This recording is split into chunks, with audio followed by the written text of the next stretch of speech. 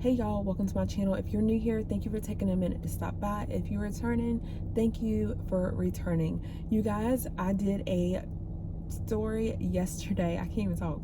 Yesterday I did a story regarding another train derailment in Ohio. This time it happened in Springfield, Ohio. If you have not seen that video, make sure you check that out after this one. And of course you guys are familiar with the train derailment that happened on February the 3rd in East Palestine. So yesterday's video, I told you guys that Ohio is a top producer in a lot of the everyday items that we all use, like regarding food and everything. I told you I would do a follow-up I told you I would do a follow-up video regarding that, so this is what this is going to be about. But I do want to say, and a couple of key points I want to touch on regarding yesterday's video that I didn't get to mention. I am very aware that train derailments, like hundreds of them, happen every single year. But I know for myself, I will say that with these train derailments that keep happening, it kind of brought it to the forefront of my mind, and I have become more aware of them as I have done further research. So it's not like, and even with saying that, I don't want to make this seem like it's normal and it's okay, because it's not okay. And I think it's very odd and very suspicious that these train derailments keep happening in Ohio. We've had two major accidents that have happened in Ohio within a month span. Well, it's had been over a month. I don't think it's like an accident, and I don't think it's a coincidence. What they're trying to do to the citizens and the people that live in Ohio, I don't know. I haven't put two and two together yet, but I will go ahead and give you this information. This is a little bit of food for thought for you guys. Make sure you drop in the comments below what you think, how you feel about the information I'm about to provide. Make sure you give this video a thumbs up as well, if you don't mind, y'all. It helps just push my content, because you guys know, with me taking a break for over a year and just posting like infrequently, like it's hard to get the content out, and my content's not going and being pushed like it should. Okay, you guys, another key point that I wanted to talk about is, a lot of you guys know that my husband is a truck driver. If you don't know, yes, my husband is a truck driver. He's on the road daily. With that being said, there are a few things that I'm going to kind of compare him truck driving to like a train. And what I mean by that is, there is something called a pre-trip and a post-trip that he has to do every single day before he even gets in that truck. What that consists of is like checking the hydraulic, checking the air brakes, checking the oil, checking the signals, the blinkers, lights, anything that's needed to the oil, just anything that's needed to maintain the safety of both himself and other drivers on the road, because we're talking about a truck that is heavy and can do major damage, right? He said that takes about 15 minutes for him to do the pre-trip inspection. And like I said, it's done daily, as well as the post-trip. When he gets back in, he has to inspect the truck, you know, you're checking tires and all that other stuff, right? So my concern regarding these derailments as well is the people that are on the trains are not given enough time, and they're not taking enough time to do the proper inspections. And my husband has 15 minutes driving a truck.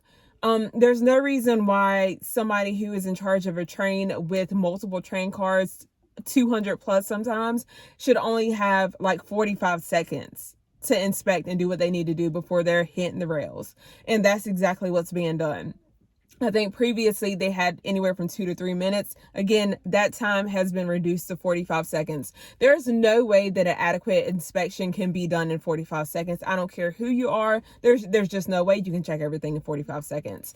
So I want you guys to think about that and take that into consideration. They are taking everybody's, I mean, not only are they putting their own life in risk, or life and safety at risk, but they're putting everybody else's life, you know, in jeopardy, and their safety at risk. I do want to give you a little bit of information regarding Ohio. This is coming straight from the state government site. So there are about 75,000 farms in Ohio. Nearly 90% of those farms are run by families or individuals. Okay.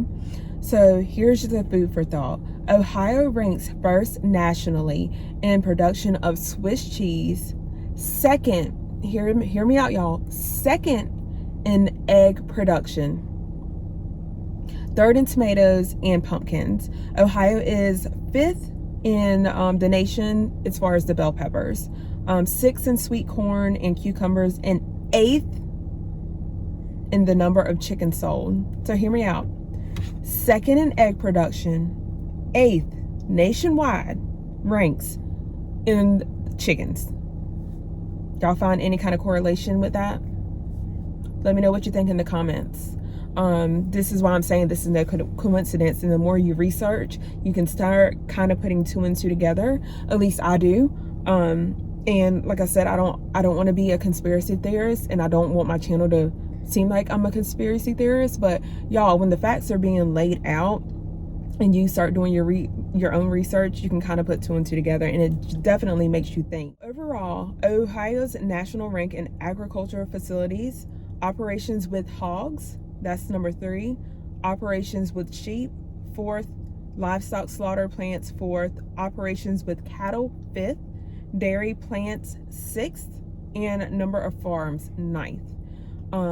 Overall, I can go ahead and give you a summary of cottage cheese, 5th, milk sherbet, 5th, grapes are 7th, ice cream, tobacco, they're both 8th, and the following are 9th. So all cheese, apples, hog and pig production, and oats, they're all 9th ranking. And the 10th is oats, or excuse me, not oats, cabbage and strawberries. I'm reading this on the line, y'all, so it's kind of, you know, my eyes are getting crossed. But this is something that we have to kind of use our brains for. So this can be, I'm not saying that this is a reason for the train derailments and everything, but it's like, you know, that they are playing with our food. They're trying to control our food. You know what the saying goes, you control the food, you control the people. This isn't too far-fetched with the egg shortages we have had, with the chicken bird flu that has been going on. And Ohio is the top producer of this. It's not like they're ranking number 30 in the country, or like the 45th, or, you know, 48th position. They're all the top 10 in the United States. So what does this say? Why are they doing this to us? What can we do as citizens? What do we need to do? Like, what can we do? At some point, I kind of feel like we have to stand up and just tell them, like, we're not going to take this. I don't know what we need to do. If protests, if going to, you know, hearings and just being more involved in our communities, I don't know. I feel like we're the small dogs, and, you know, lawmakers and senators, they're like the top dogs, and they know that. They have that position of authority, and they definitely use it. They definitely use it. So as citizens, it is hard to I guess voice our, well, we can voice our concern. Whether they listen to us or acknowledge what we're saying is something else completely different, right? I think we have even seen that with the people in East Palestine. They're down there in those town hall meetings, and they're standing up and they're angry. And yes, the lawmakers are listening to them, but are they really listening to them? Like, are the people listening to them? No, because they still don't have answers. They're still getting a runaround. They're still telling them a bunch of BS regarding the situation, regarding the cleanup, what is in the air, what's not in the air, what's touched the soil, right? So I want to know what you guys think about this. Make sure you drop in the comments below, and we can have a discussion about it. All right, y'all, my little man is up. I was at the end of this video. I just wanted to keep it short and simple. I just wanted to let you guys know exactly what Ohio was responsible for and what all they bring to the table. I hope you guys enjoyed this video. Take care, stay safe, and I will see you guys in the next one.